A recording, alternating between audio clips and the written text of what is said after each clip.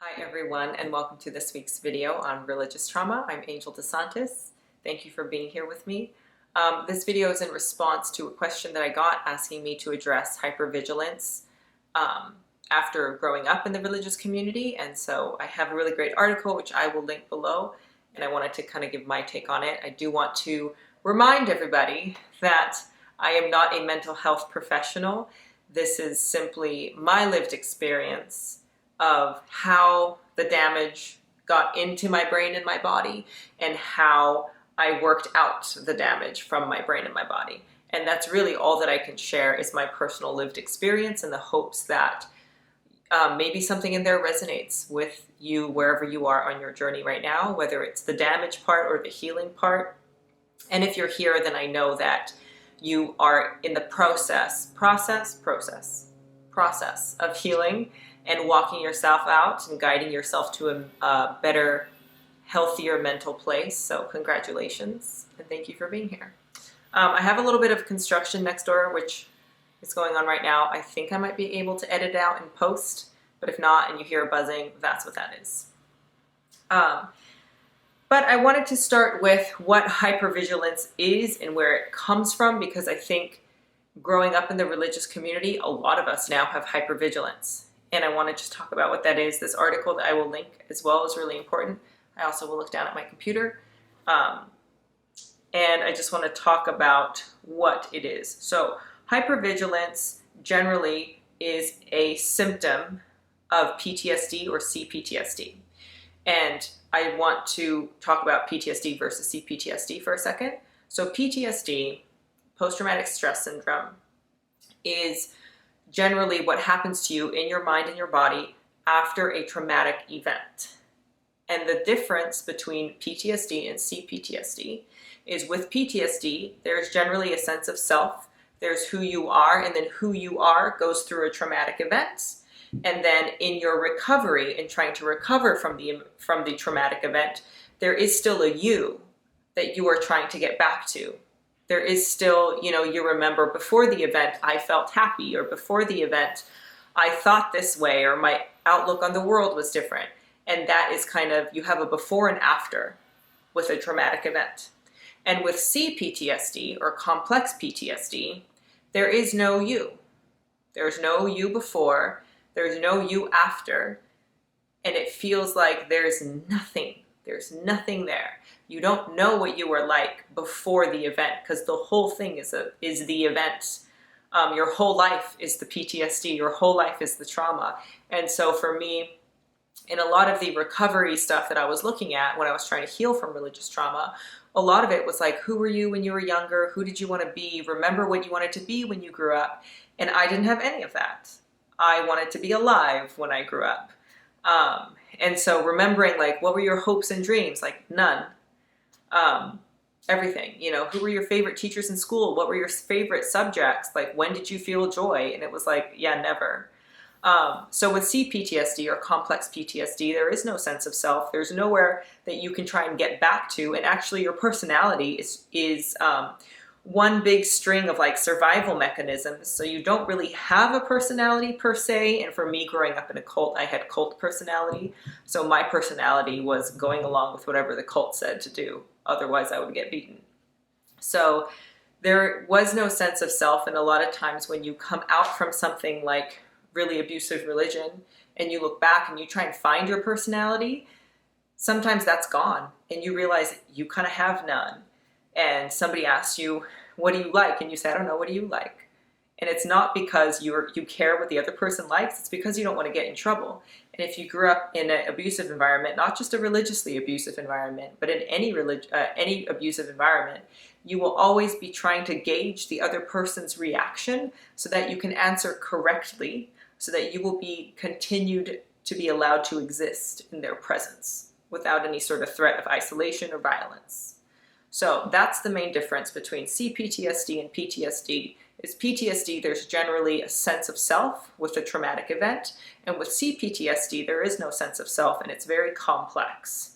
So, complex is an understatement. But that's the main difference between PTSD and C-PTSD, and hypervigilance is a symptom of both events. So that's why it can be a little bit confusing if you have hypervigilance and you find that you are always hyper aware and trying to police yourself. It could be because there was an event, but I think for a lot of us, if you're here, it's because of the religious trauma background and because you are set up to really constantly doubt and mistrust and police yourself and mistrust your own instincts, the gut instincts from your brain and the gut instincts from your body. You were taught to mistrust that, and you're always trying to gauge how you can stay a part of the group so that you're not isolated and you are not violated. So now that that's out of the way, let's dig in. So I'm just going to read off a couple of symptoms for, it says 12 life impacting symptoms complex PTSD survivors endure. And there's a bunch of diagnoses. I highly recommend you read the article. But it says 1, deep fear of trust, 2, terminal aloneness, 3, emotional regulation, 4, emotional flashbacks, and then number 5, which is what we will talk about, is hypervigilance about people. And it says most people with PTSD have hypervigilance, where the person scans the environment for potential risks and likes to have their back to the wall, which I address in another video, I believe. I think it's the original, like, what is religious trauma syndrome, where I talk about I would go into a space, I always have to identify the exits, and part of, a big part of how I knew that I could heal was by being in this apartment that I'm in now, where for the first time in my whole life, I'm in a 1-bedroom, and I cannot see the actual front door. I cannot see the exit, and that for me is a sign of healing, because I would always live in studios where I could identify all the exits. I could see the front door and I knew where the window was that I could go out in case somebody broke in. And that for me felt normal. And I was like, it's not a bad thing to know how to escape your apartment. But anyways, I do talk about that, and that was something that I worked through and I'm still working through a little bit, but it's not as aggressive as it used to be. So it says, complex trauma survivors often have a deep subconscious need to work people out. Since childhood, I've been aware of people's nonverbal cues, their body language, their tone of voice, their facial expressions. I also subconsciously learn people's habits and store away what they say. If anything occurs that contradicts any of this, I will immediately flag something as potentially dangerous. This can be exhausting, and it can create a deep skill set of discernment about people. The aim of healing fear-based hypervigilance is turning it into non-fear-based discernment. Great. There's a lot more in this article, but I'm going to pause there at number 5, which is hypervigilance. And I think hypervigilance is in the religious community, it's taught. And it's taught because they need to control you, because again, spirituality and religion are two very different things. And if you spiritually have a loving relationship with God, that's amazing. And if you were raised in a religiously abusive environment, it's never about cultivating a loving relationship between you and God, it's about control. And so if you're raised in that environment, they try to teach you to police yourself because they're trying to control you. So you end up being super hypervigilant about what you are doing, what others are doing, and they're trying to create a fear-based environment, because when someone is fear motivated or demotivated, or when fear is the motivator, it's super easy to control people. And I think that if you actually look at that, you find it to be true, especially when a brain is new. So if a brain is really developed, then it is harder to use fear as a motivator. But when you get someone's brain, and for me, I was born and raised in this cult called the Children of God, but because I was born into it, they set up my brain, and the setup is fear. And if you grew up in a religiously abusive environment, the setup of heaven, hell, the setup of, like, if you masturbate, you're going to hell. If you say something wrong, you're going to hell. You know, if you drive on the wrong side of the road for 2 seconds, a demon is going to possess you, a speed demon. All of this is fear-based. All of this is to set up the motivators in your brain, and you end up living your whole life off of fear. And again, when you fear a lot of things, you're very easy to control. Very, very easy. And the people at the top who are in charge of what things should be fearful for you, they're the ones who are controlling your behavior. But the thing about that is an external thing. but your brain is internal and you have to live in your own head. And when you believe that these things are true, you believe that God's watching you all of the time and that you will be punished based on the quality of your thought, then your self becomes a very terrifying place to be. And so you are always trying to get out of your own head and police yourself by trying to control external circumstances, which is what creates the hypervigilance. So I hope that you're able to go with me with this, because it's a lot. I understand that it's a lot. But I want to address that issue, that hypervigilance is a normal reaction to fear-based thinking and a fear-based motivator. And this also talks about, I might go through this whole thing because it's amazing, but not in this video. But it talks about the most damaging thing is that it hurts your view of the world and you end up with a loss of faith around other people. You don't trust in the goodness of other people. And again, when you're set up with fear-based thinking, why would you trust other people? Other people are bad. And again, if you grew up like I did in this environment, systemites are bad. Systemites are anyone who wasn't in the cult.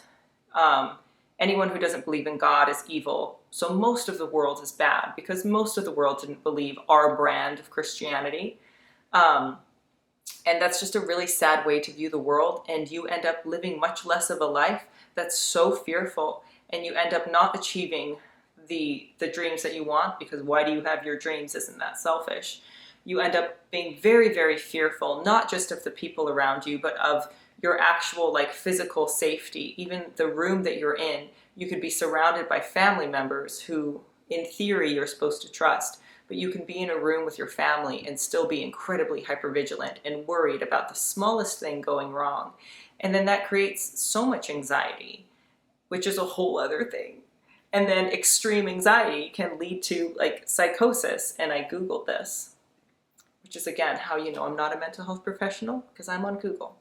But basically there are health-related conditions to hypervigilance, and hypervigilance again is a symptom. Another one is anxiety disorder, and then there's a generalized anxiety disorder, and then there's an obsessive compulsive disorder, and then the last one, which I thought was really interesting, is psychosis, which is a mental disorder characterized by a disconnection from reality, and symptoms may include thought disorder, fear, and hallucination.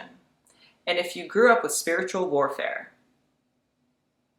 I don't even need to say it because you already know, but you have thought disorder, you have fear, and you have hallucination. So spiritual warfare in the religious community is something that is taught to you. And again, it's so that your mind gets stuck in fear-based thinking so that the people at the top who are controlling the fear can control you. So it's important to break all of this down right to its premise to get to the bottom of it, which is that somebody needed you to feel like less and to be afraid all of the time so that they could control you. And if you still are finding yourself being hyper-aware, being hyper-vigilant, and feeling anxiety a lot of the time and being worried that your thoughts are going to get you in trouble, then it's very likely that even though you are no longer in that situation with the church, that your brain has not undone these patterns. Because these patterns were set up in your brain. And unless you go in there and dig them out, they're not going to come out. Because your brain likes to do what is familiar. Your brain will always pick what's easiest. And it's easy for you to do this because this is known chaos. And in order for you to unplug, that would be unknown chaos. And we don't like unknown chaos. But if you're here and you're like, okay, I get it. You're telling me all these things, but now what? Now there's hope. So let's talk about how to heal from that place of being really fearful and hypervigilant. Because the wound is only useful, it's only useful to look at the wound from a perspective of healing. So if you're looking at the wound and you're like, there's the wound, guess I'm gonna die now, that's not really a useful way to look at it. And I understand that that doesn't sound empathetic, and I apologize if that doesn't sound empathetic. Because first you look at the wound, but if you're coming at it from a perspective of healing, then the next thing you have to do is nurture it. So you look at it, but then from a place of healing, then you begin to nurture it. Then you begin to address it lovingly, because your intention is to heal it. If you're just looking at it and being like, I guess that's why the way that, I am this way because of this, and that's it. That's not you trying to heal the wound. That's just using the wound as the excuse for, I guess it is what it is. But if you're here to try and heal, and what empathy and like lovingness actually is approaching it to bandage it up from a place of love in order to heal. So I just want to make that, like, paint that picture of, yes, the wound is there. Yes, let's address it lovingly.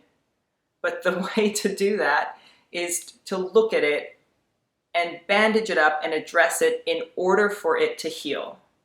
Because otherwise you can just leave it and let it fester, and it'll fester for the rest of your life. But if you want to be loving with yourself and you want to be empathetic and you want to heal, then you got to bandage it with the intention to heal. So let's bandage. The way to get away from hypervigilance is to be here in this moment right now. So I just want to do this with you real quick. Just look around the room that you're in. And if you need to identify the exits, do it. Because you don't need to go cold turkey, right? If you are hypervigilant, it's not going to disappear overnight. So if that makes you feel safe, great, identify the exits. Done. And then look back at me. You're here with me. We're having a moment. And then go ahead, look around again, and notice something that you like about the room that you're in. Maybe it's a plant, maybe it's a color on the wall, maybe it's the fact that there are no bugs. And then come back, be here with me, have this moment with me. We're here, hello. And then go ahead, look around the room again, and identify where you are in space.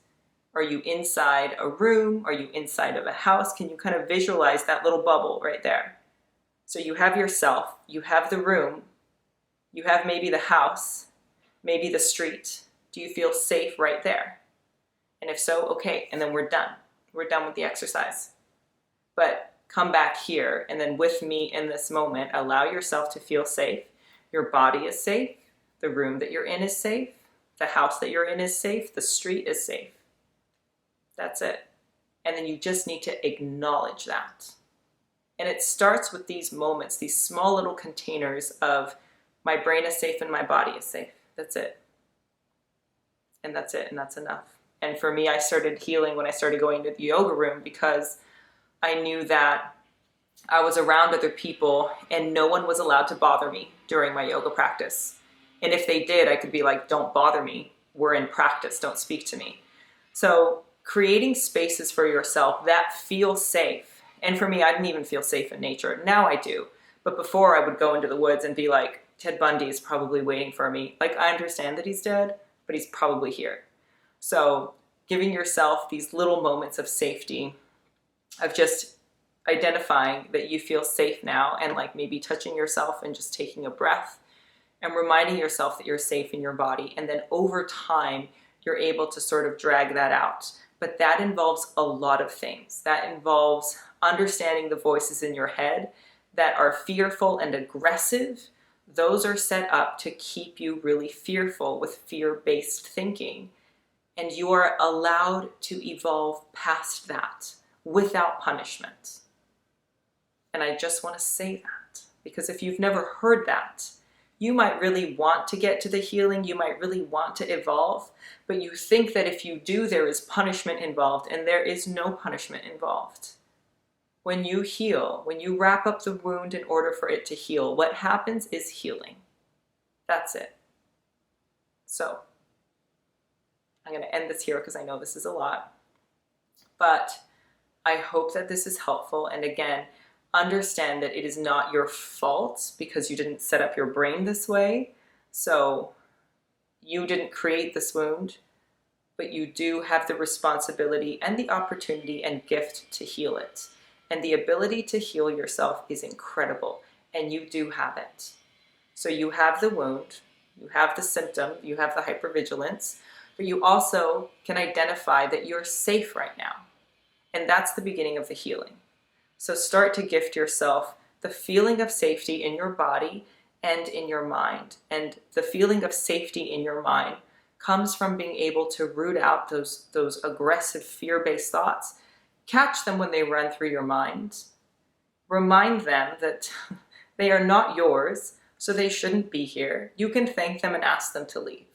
Because again, it's not a bad thing to be able to identify exits, but it is a bad thing to be in constant fear for your life, because that is not what life is for. So if you are feeling that way, just understand that that's normal, but also understand that there is a different way to live life that is also normal, that involves happiness and peace with yourself. And the first step to that is safety in your mind and body. So find these little moments of that and gift yourself safety in your mind, safety in your body, just one little step at a time. And this sort of work compounds. So if all you can manage right now is one good thought, that's fine. And then have one good thought tomorrow. And then at the end of the year, you will have had 365 good thoughts, and it compounds. So give yourself time to heal. Give yourself permission to heal, and wrap the wound lovingly in order to heal it. So I hope that this was helpful. As always, appreciate you. Ask me questions if you have them. Again, I do read them. I do my best to answer and address them all. And if not, then I do have a religious trauma course, which I will also link below. And I also have a website coming, which will have a lot more stuff. It'll be a little bit more involved. So I hope that all of this is useful. And as always, thank you. Best of luck. You will heal. Stay committed to yourself, and you absolutely will heal. And I'll see you next time.